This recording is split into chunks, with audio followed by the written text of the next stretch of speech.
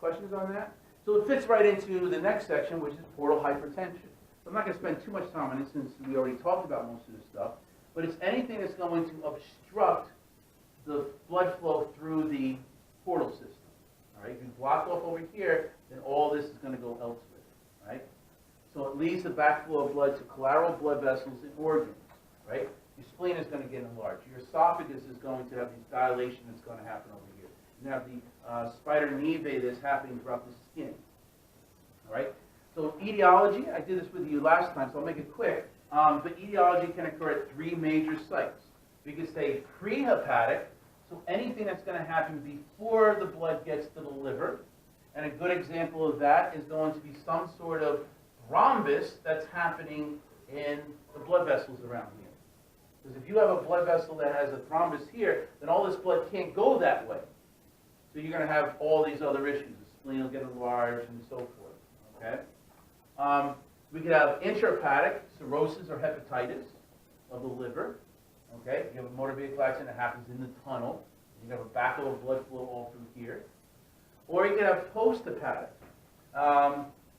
We could have something where if they could have a blood clot that's happening here in the hepatic vein, then you're going to have a backflow into your liver. That's going to produce a lot of, this liver will, and this will get enlarged. You see how it's happening over here? You've got to think that way. But the more common reason for a post-hepatic reason for the for portal hypertension is simply right heart failure. Right? You're going to have a backup of blood in the inferior vena cava, which means that all of this is going to, that's why we get hepatosplenomegaly in right heart failure. Plus you get, the jugular venous distension that happens up here, your pedal edema down below, but you're also going to get portal hypertension too. Okay? Make sense? All right. So this is basically what I drew up there, right? See the horse with the big head? Here's the big head. Here's the neck. Here's the front leg, the back leg, and the bushy tail. I always look for the horse with the big head so I could get an idea if I could get those blood vessels right. Okay?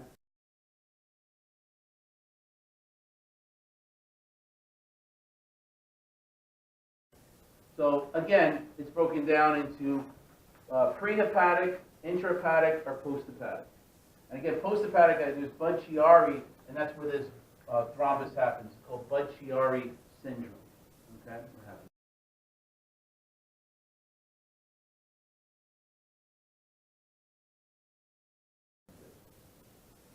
And all the different things that could happen. We've gone through them all, so I'm not going to bore you. But look at this just to make sure it's a checklist that you understand why you get all those different things. All right? It's busy, but it should make sense to all.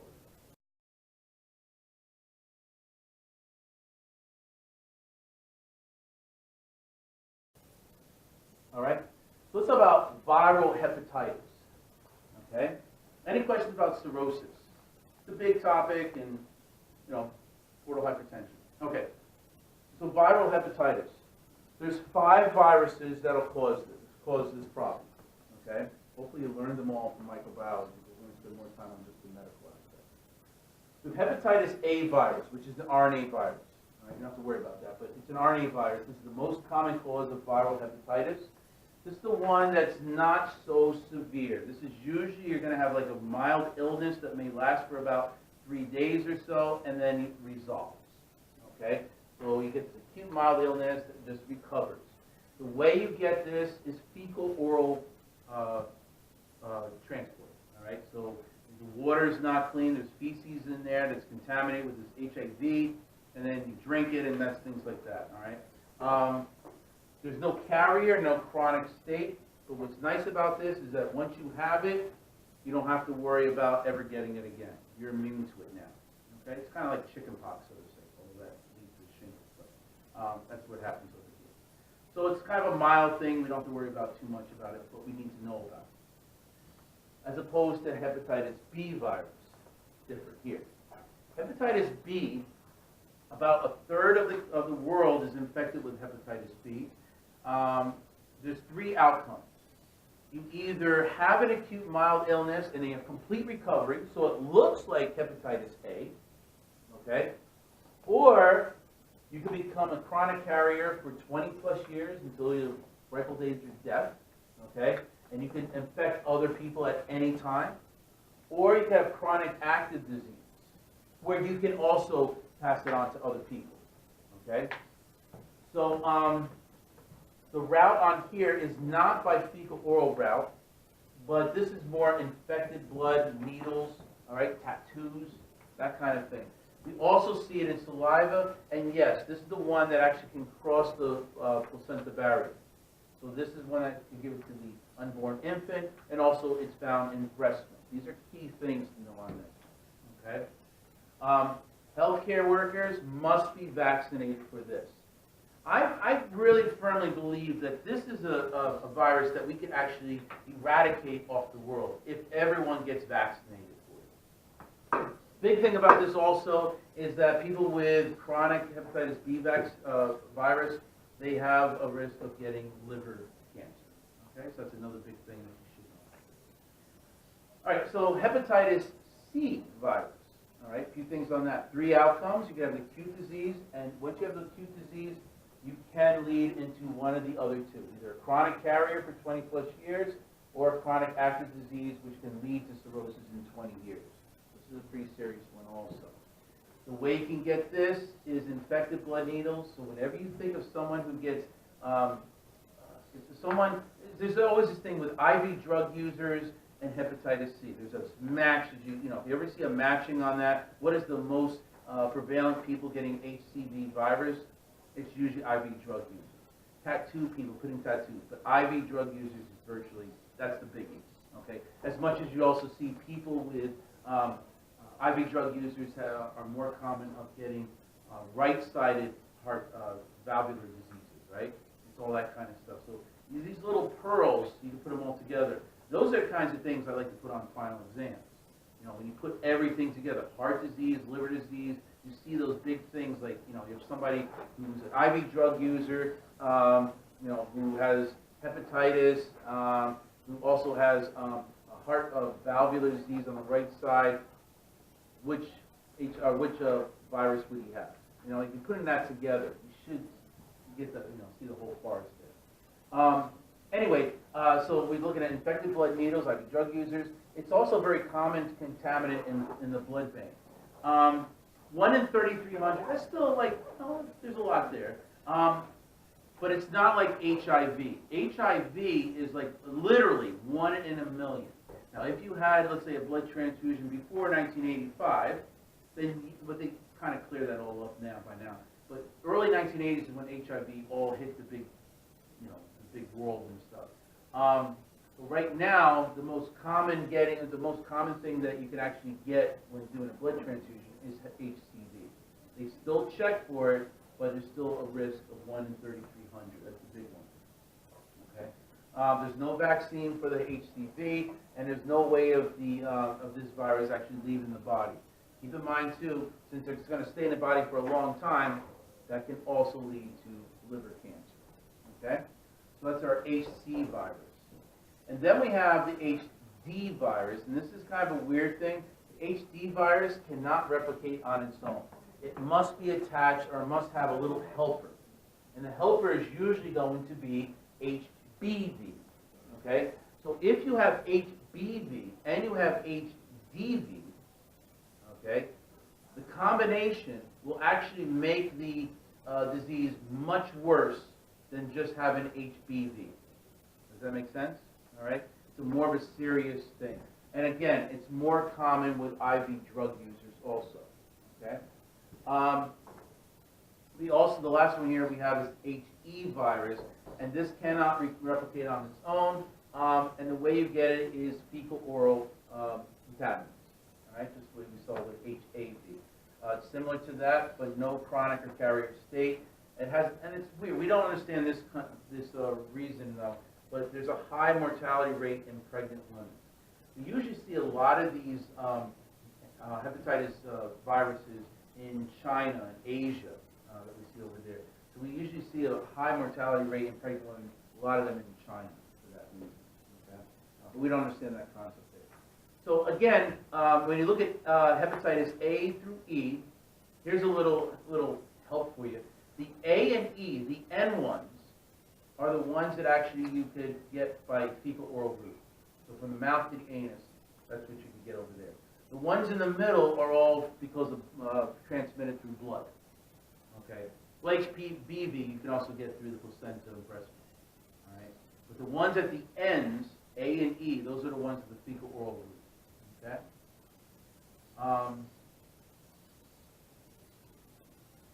Let me do this one's a short one. So liver failure due to things that you take in by mouth, like drugs and toxins. Okay, medications. 10% of the adverse effects are actually going to cause toxic liver injury. So 10% of that. Okay, the most common cause of fulminant liver failure. Fulminant means that it's immediate liver disease or liver failure. It's immediate. It's not something, a gradual thing. It happens right off the, within a day or two. Okay? So that's what happens over here. You have acetaminophen, better known as Tylenol, which you all have had before, I'm sure of it. Okay? This accounts for 50% of liver failure. Okay? You've got to have a big dose of it. You need about 7 to 10 grams of it in one day. Okay? Now, what that comes down to is about 14 to 20 extra strength tablets. Okay, extra strength is 500 milligrams. You gotta have a big dose. Usually, if you're on, if you have a fever throughout the day, you're gonna be taking, let's say, 2 of these, so 1,000 milligrams 4 times a day, maybe 5 times. But that's gonna get you from 4 to 5 grams. So it's usually going to be double that amount before it actually will cause liver failure. But if someone decides to do, suicide, they can take a whole bottle. So what I'm saying is this is not like a benign medication. It will cause liver damage, okay, for this. Then we have something where we deal with aspirin. And back in the days, in the 50s and 1950s, 1960s, 1970s, we used to be giving kids who had, let's say, they had a fever, we're going to give them aspirin, okay, because that's just what they did then. But then they realized that giving children aspirin for an acute viral illness, whatever that is, if it's gas-related or respiratory-related, that they actually will lead to fatty liver disease and encephalitis. It can cause coma, and it's a disease called Reye syndrome. Okay, so since then, sometimes I guess in the late 80s, early 90s, they said we're not going to be doing that for children anymore. So acetaminophen or Tylenol is now given to children. So we just don't see Reye syndrome anymore for that reason. So if you ever heard of, someone over 50, 55 years old taking like a baby aspirin to try and decrease the blood clots, to develop a coronary artery disease, the word baby aspirin was 81 milligrams given at that time to babies over here. That's what a baby aspirin, where that came from. But I think the regular dose is, I think it's 325 milligrams, something like that. But that's where that comes in. Okay? And then the other one is, of course, alcohol or ethanol. ETOH is ethanol abuse. But this is abuse. This isn't just like, drinking a glass of wine. This is abuse. All right? It's the most common cause of liver disease. About 10% of the United States has alcohol abuse. And we're looking at about 25% of hospitalized patients are there for some kind of alcohol-related reason. Okay? There are 3 stages of what happens over here. A fatty liver. And that will happen, this is the first stage that happens, and most people who have alcohol abuse will have this, greater than 95% of people. And what happens here is that for unknown reasons, what happens here is that we end up having fatty degeneration of the liver cells, the hepatocytes. The liver cells just accumulate with a lot of fat, and this liver becomes very greasy and very yellow from all this fat that's in there. We call it steatosis.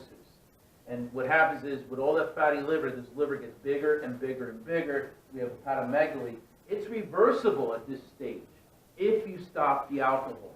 Okay, the person usually is asymptomatic, and if you don't stop the alcohol, it will lead to one of the other 2 things. The next phase is alcoholic hepatitis, and if we don't stop it, 20% of them will progress to this. Okay, and what they get is steatohepatitis. They get steatosis, which is this.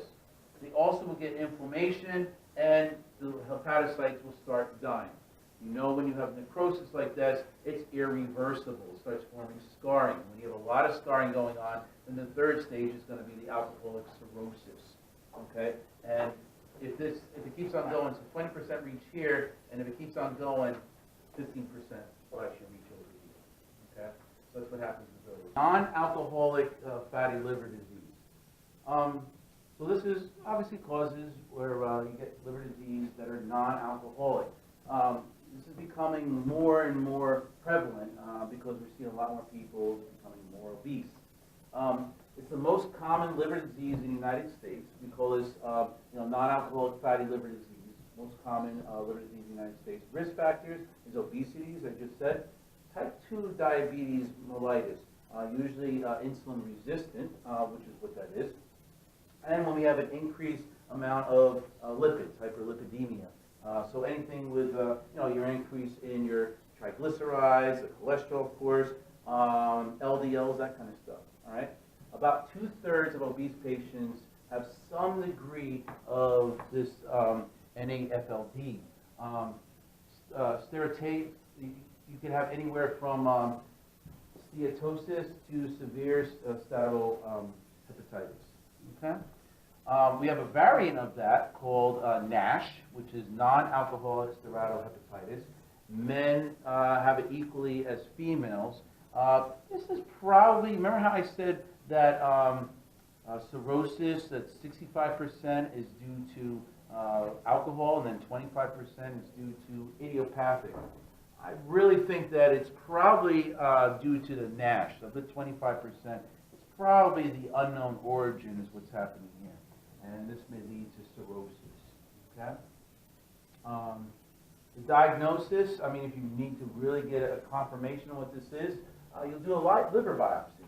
And the treatment is you got to change your lifestyle things. So you're going to have to, lose a little bit of weight. See if you can get better control of your diabetes. And also, again, watch what you're eating. See if you get anti-cholesterol medication to try and lower the lipids in your bloodstream.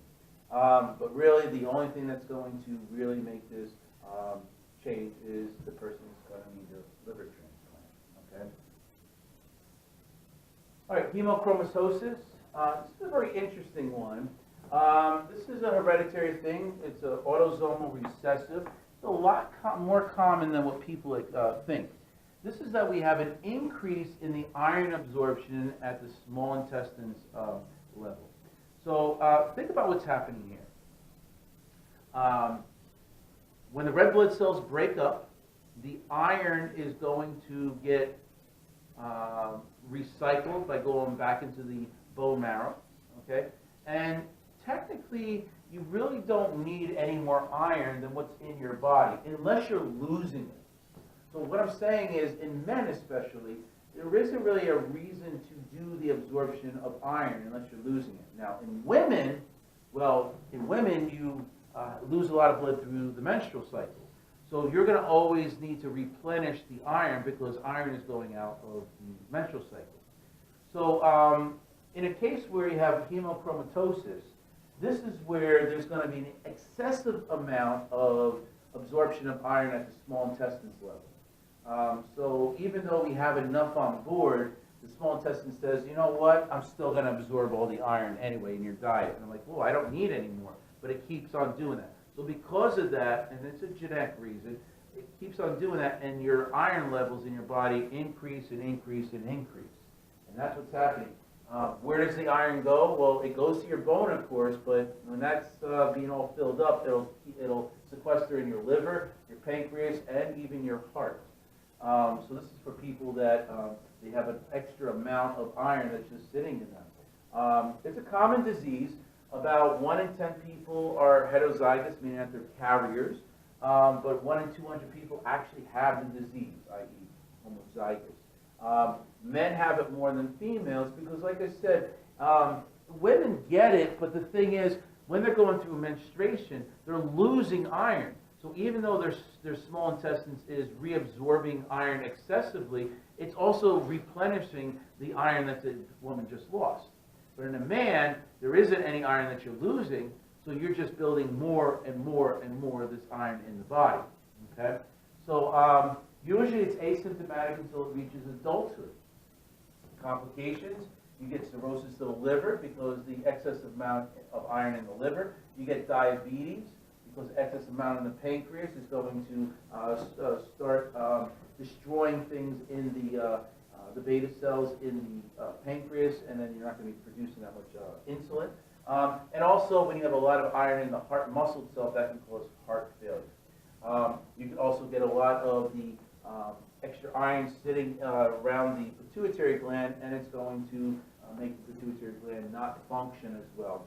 They'll get in the joints, you get arthritis, and we also see a lot of it entering into the skin, and you get this bronze color of iron that's in the skin.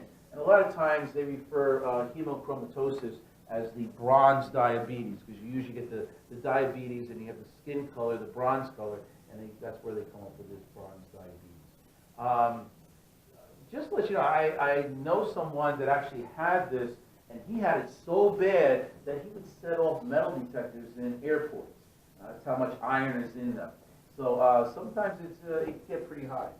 The only thing you can do about this is to medically make the person bleed out. Now I'm saying bleed out and don't put anything in there. It's we'll do phlebotomy, where we're going to take, let's say, 2 units of blood out of you, and then we put 2 units of good blood in you. So we're taking out a lot of the iron that's in there from the blood, or actually taking 2 units of blood, and we're going to replenish it with less iron blood.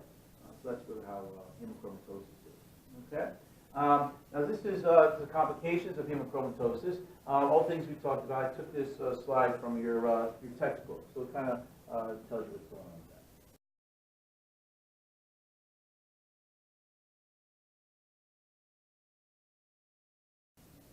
that. Okay. Liver neoplasia. All right. Cancers.